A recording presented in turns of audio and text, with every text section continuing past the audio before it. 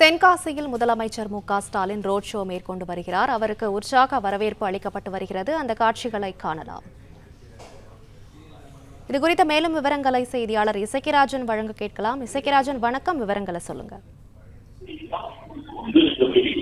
வணக்கம். தென்காசி மாவட்டத்தில் மக்கள் நலத்திட்ட பணிகளை வழங்குவதற்காக தமிழ்நாடு முதலமைச்சர் மு.க.ஸ்டாலின் இன்னைக்கு காலையில முக்குரல் பகுதியில் அரியநாயகத்திலிருந்து புறப்பட்டு வந்தாரு. ஆலங்குளத்தில் அவருக்கு உற்சாக வரவேற்பு அளிக்கப்பட்டது. இதில் ஏராளமான பொதுமக்கள் மற்றும் அரசியல் துறைமுகங்கள் அமைச்சர் பெருமக்கள் சட்டமன்ற உறுப்பினர்கள் கலந்து கொண்டனர்.